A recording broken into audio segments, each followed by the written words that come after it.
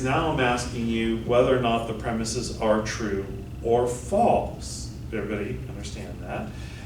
And the problem is, when I've done this before, people have always argued with me about, well, how was I supposed to know whether that premise was true or false? Right? And I just got tired of arguing with people that this should be common knowledge for a college student, right? Like, who wrote Moby Dick? Herman Melville? Thank you. Okay, so there's one person who could have not had to have guessed if I said Herman Melville wrote Moby Dick, right? Who wrote The Inferno? Dante. Yeah. Are you an English major? History. Okay. Don Quixote?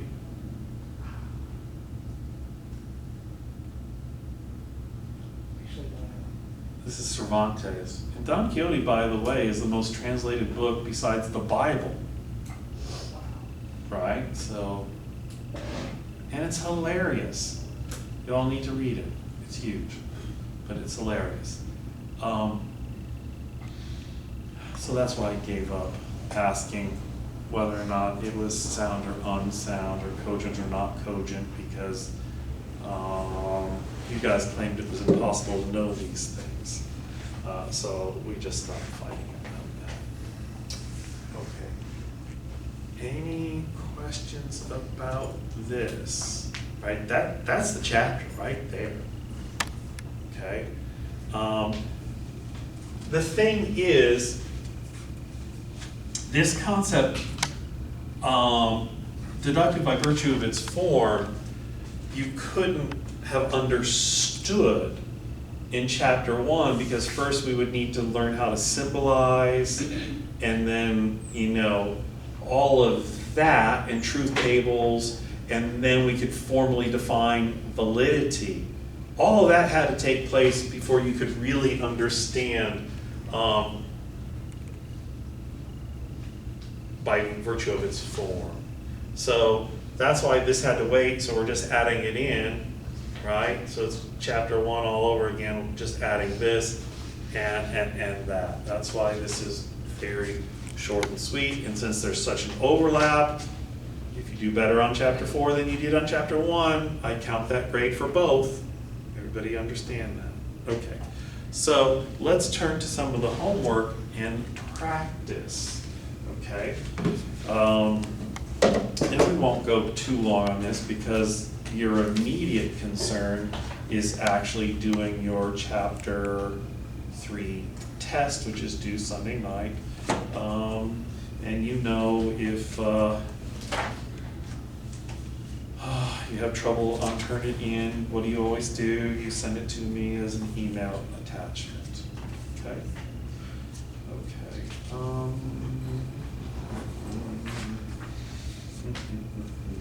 So I'm looking at homework assignment 4.1.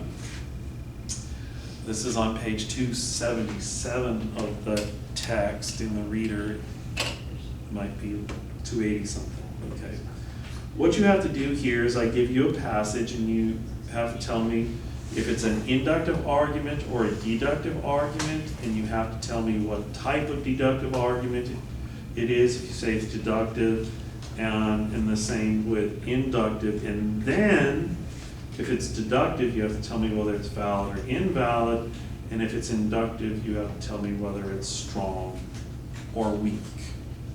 Okay? So let's look at number 1.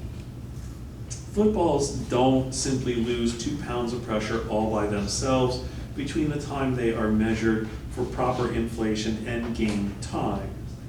It must be the case that someone on behalf of the New England Patriots partially deflated footballs before they are put into use in the AFC Championship game.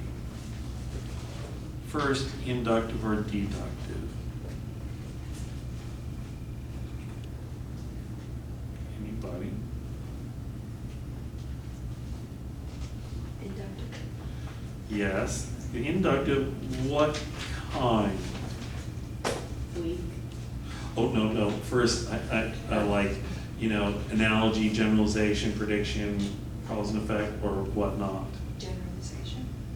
Now remember, we use generalization in a very specific way in this class, right? Generalization requires taking a sample of a population and then making a claim about the population. So that's not happening here. Prediction. Predictions are about something that hasn't happened yet. You're on the right trail when you say prediction. What category overlaps with predictions? Cause and effect, reasoning, right? So this would be cause and effect reasoning. And then do you think that's a strong or a weak argument? Week. Weak? Why do you say weak? Do footballs just lose PSI? No, but that's not to say that they deflated it. If the ball deflated, someone tampered with it. Is that a strong deduction? I kind of think so. The one thing that might give me hesitancy is it says that someone on behalf of the New England Patriots did it. Well, it could have been any rogue person. You know what I'm saying? So if you mentioned that and said it's weak, I'd say, yeah, of course that's weak. But generally, I would kind of think that's strong. Okay. All right, 2. And by the way, there's partial credit on these things. You got to get the inductive, deductive part right for half credit, and then the valid or invalid or strong or weak part for the rest. 2, my child isn't allowed to take peanut butter sandwiches to school because it could endanger the health of children with allergies to peanuts. Fine, but children aren't vaccinated, but children that aren't vaccinated endanger the health of other children as well. Hence, unvaccinated children ought to be kept out of school unless they are medically precluded from receiving a vaccination. Inductive or deductive? Deductive. What kind?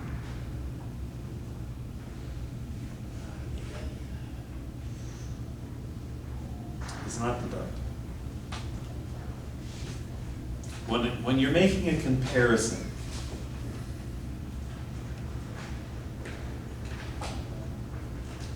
what is that? Analogies, right? They're making an analogy here, so that would be inductive by way of an analogy.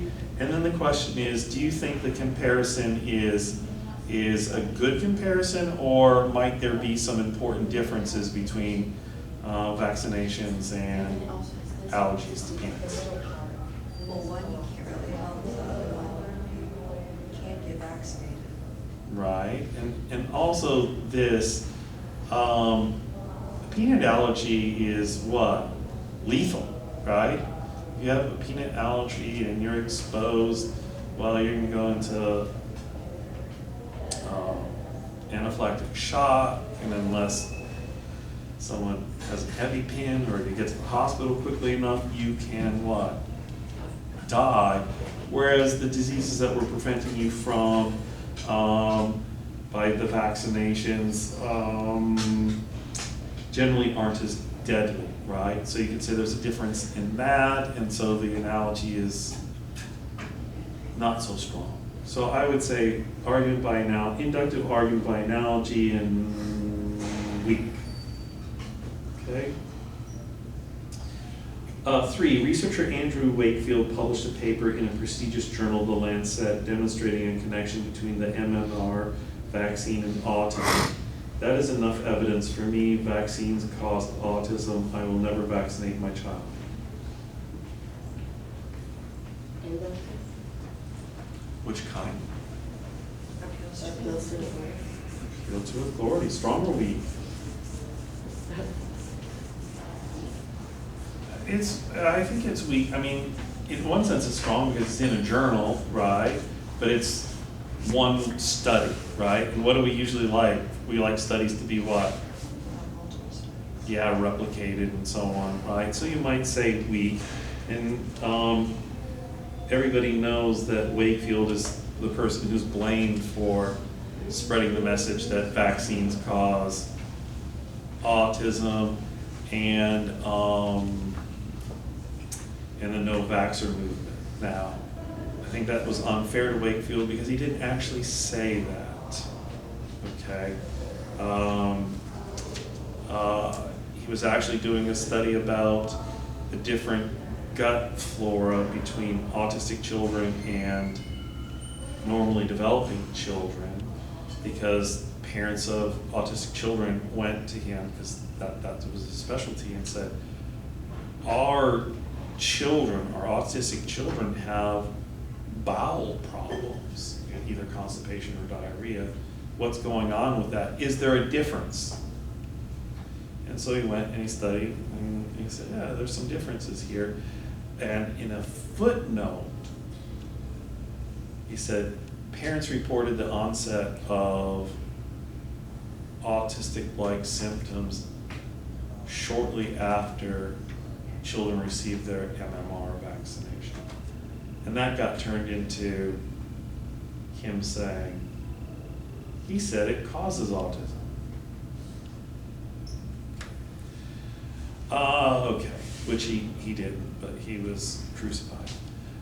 4, the prestigious journal The Lancet has retracted an article written by researcher William Wakefield that supposedly demonstrated a connection between the MMR vaccine and autism.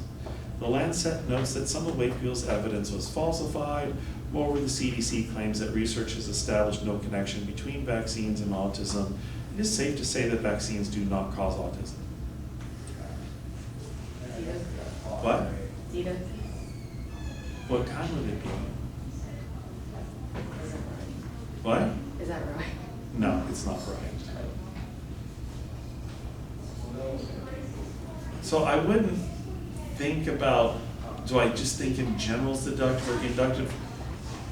Look at the list of the kinds and say, oh, it's one of those, and then look up and see whether that's inductive or deductive, Is right? it authority? It's authority again. It's appeal to authority again. Strong or weak? Stronger than the last one. It's stronger than the last one.